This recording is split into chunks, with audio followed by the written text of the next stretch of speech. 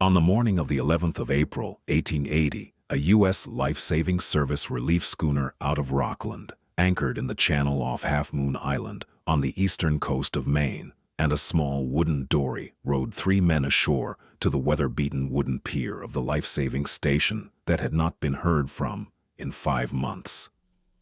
Captain Benjamin Olcott, 58 years old, senior officer of the New England District of the United States Life-Saving Service, climbed up onto the pier first. He had been briefed by the service to expect, on the rocks of Half Moon Island in the spring of 1880, the body of a 34-year-old woman named Charlotte Wren, and the body of a 20-year-old surfman named Asa Kettle, both presumed to have died at some point during the long winter from the wounds and the exhaustion of the catastrophic lifeboat capsize that had taken the rest of the station's crew on the 14th of October, 1879. He did not find what he had been briefed to expect. Standing on the pier in the cool spring morning sun, in a plain black wool dress, with a high collar buttoned to the throat, and a tight black wool shawl pinned at the throat with a small silver brooch. Her dark brown hair pinned up in a low practical bun at the nape of her neck, with several strands escaping around her face, her hands folded in front of her at her waist, her face composed and very still, was Charlotte Wren. Oh, she was alive. She was thin and her cheekbones were sharp with the long winter, but she was alive, and she was clean, and she was self-possessed, and she was waiting.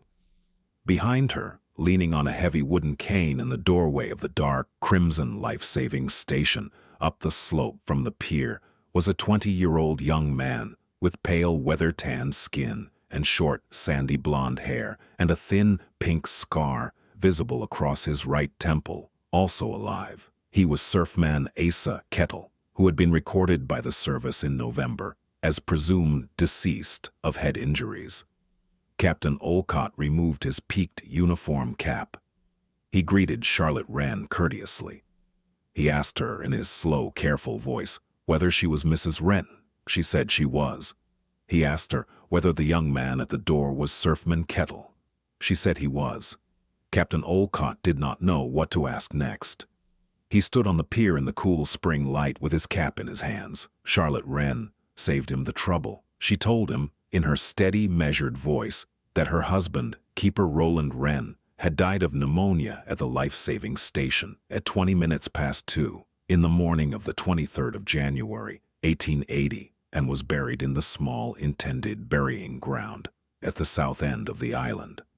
She told him that a Norwegian sailor named Henrik Olsen had washed ashore from a wrecked small Maine fishing boat on the morning of the 22nd of February, 1880, that she had nursed him for 11 days, that he had died of what she had judged to be typhus on the morning of the 4th of March, and was buried beside her husband. She told him there were therefore 2 graves at the south end of the island, and that she would be obliged if he and his men would walk with her to the south end, after they had taken a cup of coffee in the kitchen of the station, because the service would need to record the names. To understand the 2 graves at the south end of Half Moon Island, in the cool spring light of the 11th of April, 1880, the listener must go back to the autumn of 1879, to the night of the 14th of October, when the catastrophe that would shape the winter began. Half Moon Island Life-Saving Station had been established in 1873 by the United States Life-Saving Service, which in those years was expanding its network of small offshore stations along the dangerous reefs of the New England coast. The station at Half Moon had been built to cover a 6-mile stretch of reefs that had taken 17 vessels and approximately 140 lives in the preceding 20 years. The station's first keeper had been Roland Wren of Spruce Cove, Maine, then 41 years old, a veteran of 2 decades of Maine coastal trade, and a man with a U.S. Life-Saving Service Silver Life-Saving Medal already at his lapel for a 1873 rescue conducted from a private fishing boat off Penobscot Bay before the station system existed. Roland had taken the keeper's commission and had married Charlotte Pell of Belfast, Maine, in the autumn of the same year. Charlotte had been 28 at the marriage. She had come to live with him at the station in the spring of 1874. They had lived at Half Moon Island for 6 years. On the morning the catastrophe came, the service paid Roland Wren $650 a year and his board. The service did not pay his wife. Charlotte had cooked for the 7-man crew, kept the small accounts of the station, mended the surfmen's wool sweaters and oilskin coats, walked the rocks of the island after every storm to inventory what had been washed up, and had been, in every practical respect, the 8th member of the crew, although the service did not call her one. She had been content. She had loved her husband. She had had no children.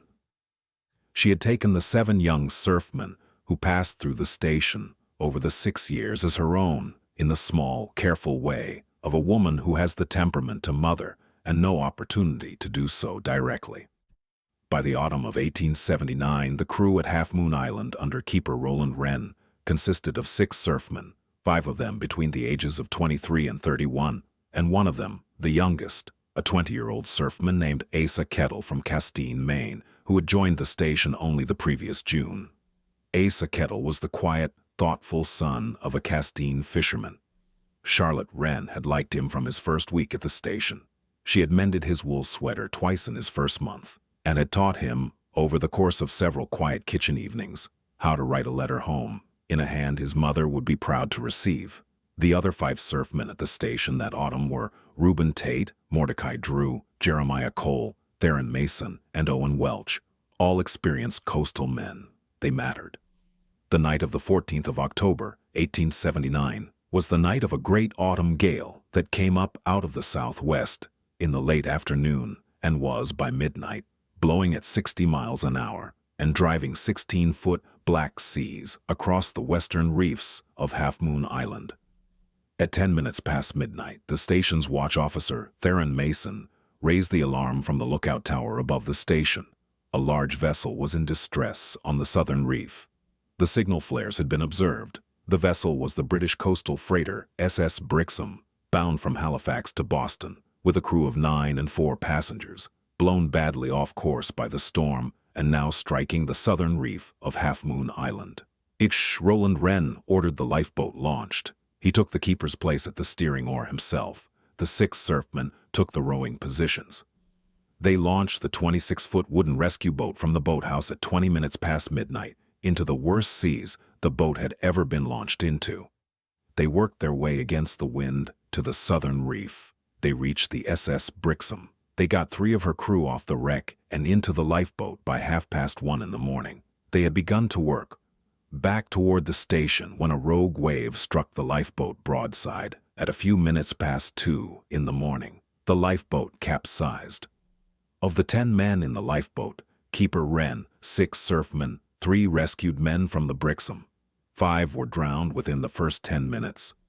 2 surfmen, Reuben Tate and Owen Welch, came up from the capsize and held to the overturned boat for the next 2 hours, but they had been knocked unconscious in the capsize and were both dead by the time the boat washed ashore at dawn. The 3 rescued Brixham men drowned in the surf as the overturned lifeboat washed across the reef. 3 men from the lifeboat survived the capsize alive and conscious: Keeper Roland Wren, the young surfman Asa Kettle, and a 3rd surfman named Jeremiah Cole, who had managed to get an arm hooked over the keel of the overturned boat. Jeremiah Cole died of cold and exhaustion, clinging to the boat about an hour before dawn. Roland Wren and Asa Kettle held to the boat through the rest of the night. The overturned lifeboat washed ashore on the western rocks of Half Moon Island. At dawn, on the 15th of October, Charlotte Wren found them on the rocks at first light. Roland was conscious but exhausted and chilled to the core. Asa Kettle was unconscious, with a deep gash across the right side of his head and forehead from striking the keel of the boat in the capsize. Charlotte got them both up to the station house by mid-morning, with great difficulty, half carrying her husband and dragging the unconscious surfman on a folded canvas she had laid out on the rocks. She got them out of their soaked clothing. She got them into dry beds in the station's downstairs room. She got hot rum and water into Roland. She bandaged Asa's head with strips torn from her own cream linen apron and from clean kitchen cloths. By noon, both men were warm. The SS Brixham broke up entirely on the southern reef by mid-morning. Of her crew of 9 and her 4 passengers, only the 3 who had been pulled into the lifeboat had been recovered, and all 3 were now drowned in the surf. The total dead from the wreck of the SS Brixham and the capsize of the Half Moon Island lifeboat was 13 souls. The bodies of 3 of the lost surfmen, Reuben Tate, Owen Welch, and Theron Mason, washed up on the rocks of the island in the next 4 days.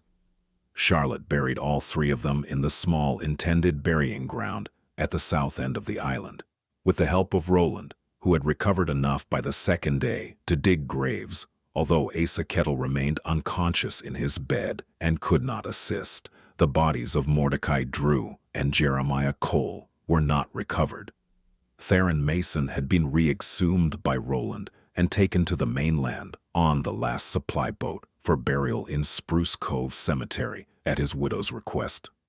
Reuben Tate and Owen Welch remain at the south end of the island, where their wooden crosses stand to this day, visited each spring for 40 years afterward by Asa Kettle on the anniversary of the wreck. The service began the formal investigation of the capsize on the 8th of November, 1879, with a single short visit by an assistant inspector who took testimony from Roland and from Charlotte over a single afternoon. Asa Kettle was still unconscious and could not be deposed. The inspector left on the next supply boat. The supply boat of the 18th of November, 1879, was the last supply boat to reach Half Moon Island that autumn. The channel between the island and the mainland was iced over by the 1st of December.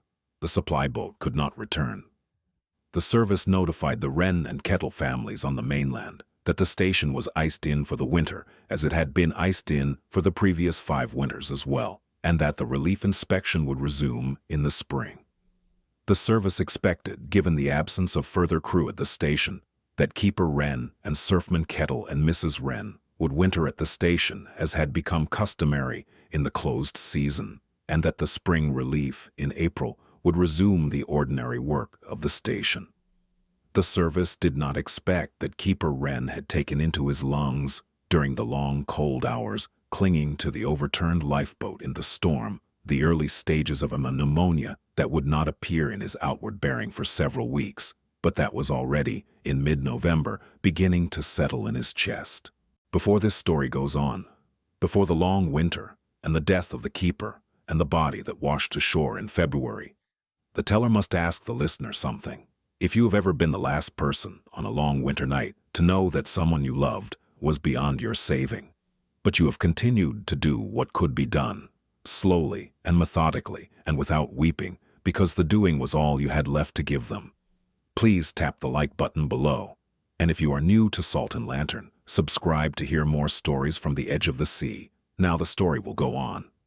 The first weeks of the closed season at Half Moon Island that autumn had a strange quiet rhythm. The 3 of them, Roland recovering from his exhaustion, Asa from his head wound, Charlotte holding the station, established small routines that allowed each of them to do what they could without remarking on what they could not. Charlotte took over the morning lookout duty from the small tower at the gable, climbing the iron stairs at dawn to scan the channel for vessels in distress and to record the weather in the keeper's log in her own steady copperplate hand.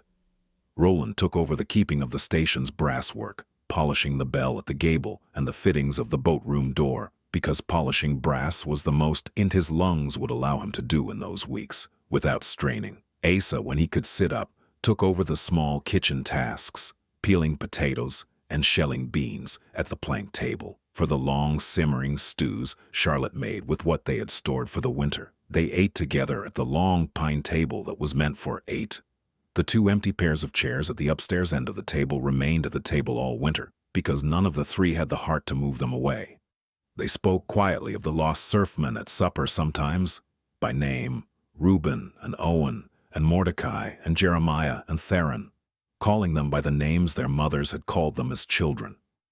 It was Charlotte's way of keeping them present at the table without naming the absence. Roland and Asa accepted this without remarking on it. Asa wept once, late in November, at the supper table, into his bowl of stew, when Charlotte had said the name, Jeremiah Cole. Charlotte set down her spoon and went around the table and stood behind Asa and put her hands on his shoulders and said nothing. And Roland set down his spoon and said nothing, and Asa was permitted to weep until he had finished, and the three of them then resumed their supper. None of them mentioned it afterward. He had developed a small, dry cough in mid-November that he had told Charlotte was the ordinary cough of a man who had spent 4 hours in the November ocean. The cough had not gone away. By early December, the cough was worse in the evenings, and Roland had begun to take to bed earlier than his usual hour, and Charlotte had noticed, in the small kitchen of the station house, that her husband's appetite had fallen off. By the 15th of December, he was running a low fever. By the 23rd of December, he could not climb the stairs to the lookout tower without stopping twice. By the new year of 1880, he was confined to the bed in the small downstairs bedroom. Charlotte nursed him through January. She had a small store of medical supplies in the station kitchen: turpentine, mustard plaster, laudanum for the cough, a small bottle of brandy, and she used what she had. She tried the standard country remedies of the Maine coast in 1880, which were not very effective against pneumonia, but which were what was available. She mixed turpentine and goose grease into a chest plaster and applied it to her husband 3 times a day. She gave him laudanum at night for the cough so he could sleep. She held a steaming kettle of water with mustard powder dissolved in it close to his face on the worst nights so he could breathe the steam. She did not weep where he could see her. She read to him in the long evenings from a worn copy of John Greenleaf, Whittier's poetry, that he had given her on their wedding day. Asa Kettle had recovered consciousness on the 3rd week of November. He had recovered slowly through December and January, but he had not been able to be of significant physical help to Charlotte until the 3rd week of January, when he had been able to stand and walk without dizziness, and to assist with the simple feeding of the wood stove and the carrying of water from the cistern. He could not climb the iron stairs of the lookout tower. He could not lift his side of a stretcher. He could not, throughout the worst weeks of Roland's decline, dig a grave. Roland Wren died at 20 minutes past 2 in the morning of the 23rd of January, 1880. Charlotte was at his bedside. Asa Kettle had been asleep in the upstairs bunkroom. Roland had been awake for the hour preceding his death, and he had been able to speak in his slow, careful voice that was now broken by the wet breathing of the pneumonia, and he had said the things to Charlotte that a man says to his wife when both of them know what is about to happen, which the story will not record, because the things a man says to his wife in such a moment are not the business of any other party. He had asked her, near the end, to make sure that Asa Kettle survived the rest of the winter, and Charlotte had said that she would, and he had nodded once, and he had closed his eyes, and at 20 minutes past 2 in the morning his breathing had stopped. Charlotte sat with him for 2 hours after his breathing stopped. She held his hand. She did not weep. She had been doing her weeping privately in the kitchen at 3 o'clock in the morning for the previous 3 weeks, in the small, careful way of a woman who has read the medical manual and has understood what the manual is telling her, and who has decided that the dying man should not be required to bear the weight of his wife's grief on top of the weight of his own dying. She had finished most of her weeping for Roland Wren before he died. He had known this. He had been grateful for it. In a small, simple way, he had managed to communicate to her in his slow, broken voice in the last week, when he had told her one afternoon that she was making the dying easier and that he was sorry to have left her so much of the carrying. She had told him that the carrying was what she was for. He had nodded once. They had not spoken further about it. He had spoken to her about practical matters in the last days, about the small annuity from the service that she would receive as his widow, about the location of the deeds to his father's small house in Spruce Cove, which would now pass to her, about the small box of letters from his mother that he had kept in the bottom of the wooden chest in the corner of the bedroom, and which he wished Charlotte to read at her leisure after his death. He had asked her, near the end, to make sure that Asa Kettle survived the rest of the winter, and Charlotte had said that she would, and he had nodded once. He had asked her, in the last hour, to take his pocket watch from the table beside the bed and to carry it in the pocket of her dress for the rest of her life, and she had said she would. She did. She carried it for the next 36 years. She had decided, somewhere in those 2 hours after his breathing stopped, what she would do. At dawn, she went up to the upstairs bunk room and woke Asa Kettle and told him gently that the keeper had died in the night. She made him coffee in the kitchen. She let him weep at the kitchen table for as long as he needed. Then she dressed for the cold, and she took the spade and the long iron pry bar from the boathouse, and she walked the half-mile to the small burying ground at the south end of the island in the gray light of late January, and she broke the frozen earth and dug her husband's grave by herself over the course of the next 6 hours. Asa came down with her to the burying ground in the late afternoon to help carry the keeper's body, which they had wrapped in the cleanest of the station's white linen sheets and bound with a length of clean rope. They lowered him into the grave together. Charlotte said the burial words herself. She had heard the burial words read often enough in her life. She said them in the steady, measured voice she had used to read poetry to Roland in the long evenings of December. They filled the grave together. Asa cut a simple cross from a length of dark spruce in the boathouse over the next 2 days and carved into the crossbar the words Roland Wren, K-U-S-L-S-S, 1832-1880. They erected the cross at the head of the grave on the 26th of January, 1880. Charlotte Wren wore black for the next 6 weeks. The winter went on. The channel did not break. The supply boat could not come.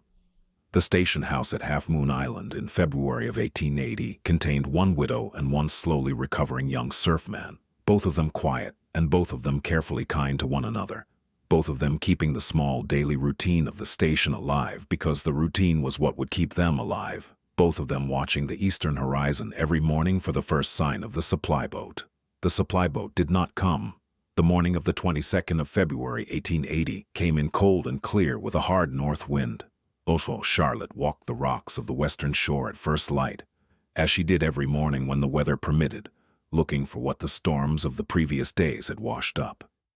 What she found, half out of the surf in a pocket of black wet rocks at the very north end of the western shore, was a man. He was alive. He was perhaps 28 years old. He was lean and pale and gray, with short, matted, pale blonde hair and a wedding band on his left hand, and he was wearing the soaked, tattered remnants of a dark wool sweater and dark cotton shirt and dark canvas trousers. He had no boots. He had a small, folded oilskin pouch tucked inside his shirt that contained a small daguerreotype of a young woman with a thin, pale face. He was breathing shallowly. He was conscious enough to grip Charlotte's hand when she took his. Charlotte got him up to the station house with Asa's slow help over the course of 2 hours. They got him out of the wet clothing. They got him into a bed in the second downstairs room, which had been the Wrens' bedroom and which Charlotte had been sleeping in for 30 days as a widow. Charlotte moved upstairs that day. She nursed the young man for the next 11 days. He could speak only a little English. His name, when he could give it, was Henrik Olsen. He was a Norwegian-American sailor from Castine, Maine. He had been on a small Maine fishing sloop called the Bridget that had broken up in the storm of the 20th of February on a small reef somewhere south of Half Moon. He believed the rest of the 4-man crew had drowned. His wife in Castine was named Astrid. He asked Charlotte on the second morning to please make sure his wife was told. Charlotte promised. By the 5th day, Henrik Olsen had developed a high fever and the small dark spots across his arms and chest that Charlotte had read about in the medical manual the previous autumn and had recognized in a slow, cold fear as the first signs of typhus. There was no defense against typhus in the medical supplies of an iced-in, life-saving station in February of 1880. Charlotte continued to nurse him. She kept the fever down with cool cloths. She got water into him when she could. She read to him from the Whittier poems she had read to Roland, although Henrik could not understand most of the words. He thanked her for the reading. He died at 5 in the morning of the 4th of March, 1880, 11 days after he had washed ashore. Charlotte buried him at the south end of the island beside her husband. Asa was now strong enough to dig. Together they prepared the grave over the course of an afternoon. Charlotte cut and carved a second simple wooden cross herself of the same dark spruce as her husband's, and she carved on the crossbar Henrik Olsen, unknown, province of Norway. Died 4 March 1880 at Half Moon Island. They erected the cross. Charlotte placed the small folded oilskin pouch containing the daguerreotype of Astrid Olsen carefully in the inside pocket of her dress, beside her own husband's pocket watch, which she had been carrying there since the 23rd of January. She would return both to the right keeping when the supply boat came.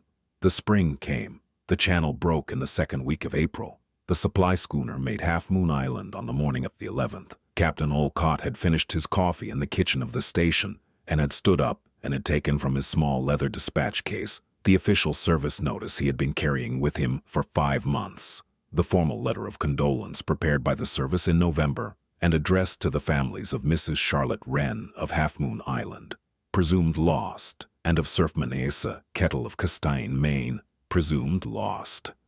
He had laid the unopened letter on the table in front of Charlotte. He had told her, in his slow, careful voice, that the service had been carrying that letter to be delivered to her family if the relief boat had found what the service had expected to find. He had asked her if she would do him the honor of permitting him to tear the letter up at her kitchen table now. Charlotte had nodded once, like Captain Olcott had torn the letter in quarters with his weathered hands, and had laid the pieces in the iron stove and had closed the door of the stove. He had then asked Charlotte to walk him to the south end of the island. Captain Benjamin Olcott walked with Charlotte Wren and Asa Kettle to the south end of the island on the afternoon of the 11th of April, 1880. They walked slowly because Asa Kettle still walked with a cane. They walked the half-mile path that Charlotte had walked alone twice in the winter, once on the 23rd of January, carrying a spade in the cold gray afternoon, and once on the 4th of March, carrying a smaller spade in the cold gray morning. They came to the small intended burying ground at the south end of the island. Captain Olcott stopped at the entrance of the burying ground inside the low stone wall and removed his peaked cap and stood for a long moment with his cap in his hands, looking at the 5 wooden crosses in a careful row. Reuben Tate and Owen Welch, weather darkened from their October crosses. Roland Wren in the center, the spruce wood of the cross now silvered by 3 months of weather. Henrik Olsen of Norway, the spruce wood still pale at the carved letters, and beside the 4 of them, an empty place where the 6th cross would not be, because the 6th cross belonged to none of the lost surfmen, whose names the service had recorded in November as presumed dead, and to none of the lost Brixham passengers, whose names had been recorded by Halifax Shipping in the same month. Captain Olcott stood with his cap in his hands for what was perhaps a full minute. Then he asked Charlotte, in his slow, careful voice, whether she would walk him through what she had done and when. Charlotte gave him, standing between the 2 newest crosses with the cold spring sea visible behind her over the low stone wall, the careful account of the previous 5 months. She told him about Roland's pneumonia and the 3 weeks of nursing and the burial alone with a spade in late January. She told him about Henrik Olsen washing ashore on the 22nd of February and the 11 days of nursing and the burial on the 4th of March. She told him about giving up her own bedroom for the sailor and moving upstairs. She did not weep in the telling. She had not wept in the telling of any of it to herself in the months between, and she had not yet decided that she would weep in the telling of it to Captain Olcott. Captain Olcott listened. When she had finished, he asked her one question. He asked her how she had managed, by herself, on the 23rd of January, to break 6 feet of frozen ground with 1 iron spade to bury her husband.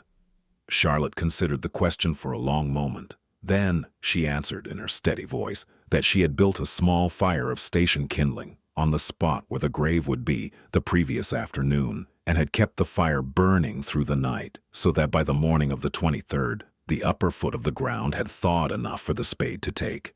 She had not thought about it as a difficult thing to manage. She had thought about it as a thing to be done. Captain Olcott looked at her for a long moment. Then he asked her if she would permit the service to honor her formally for what she had done at Half Moon Island in the winter of 1879-80. At a small service ceremony in Rockland in the autumn, Charlotte said she would. He stood at the foot of the 2 graves for a long, quiet moment with his cap in his hands.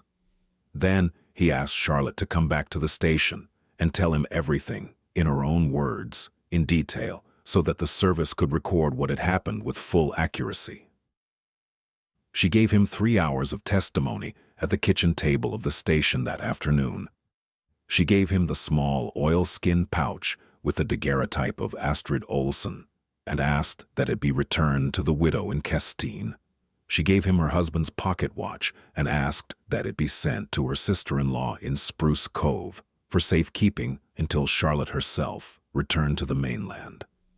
The service investigation that followed acknowledged that Keeper Roland Wren had died of pneumonia contracted in the line of duty during the rescue attempt of the 14th of October, 1879, and awarded his widow Charlotte the maximum survivor's pension allowed by the service for the loss of a keeper in active service, which amounted to $280 a year for the remainder of her life.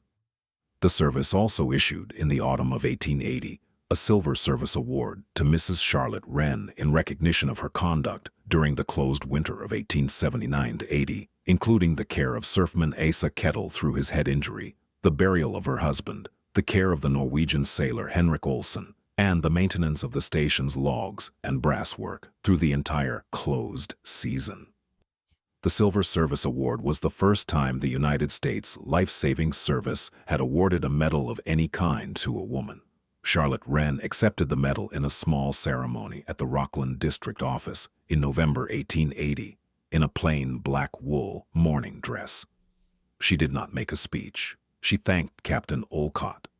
She returned by the next coastal packet to her sister-in-law's house in Spruce Cove, where she lived for 2 years before opening in the spring of 1882 a small boarding house at the center of the village called the Half Moon, which she operated for the next 30 years.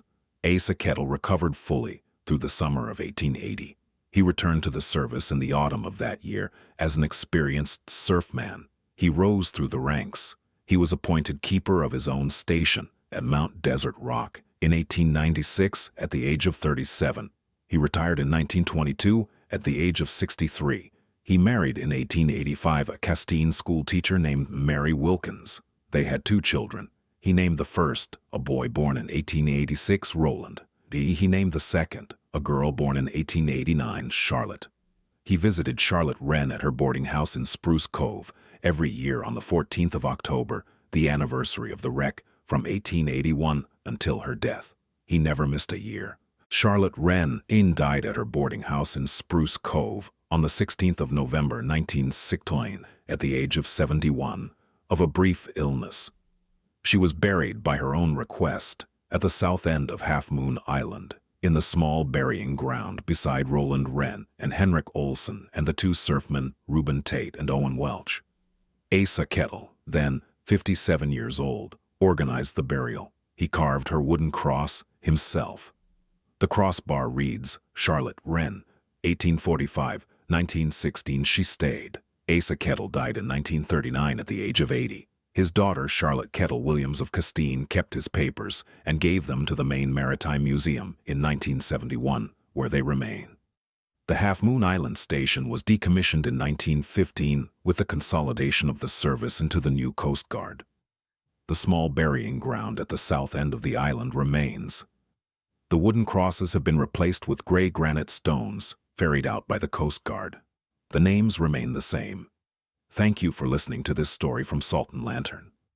If it has moved you, or if you have ever spent a long winter doing what could be done for someone you loved, slowly and methodically and without weeping, because the doing was all you had left to give them, please leave a comment below telling me where you are watching from, and subscribe to hear more stories from the edge of the sea. Good night, and may your own light burn steady through whatever storm comes next.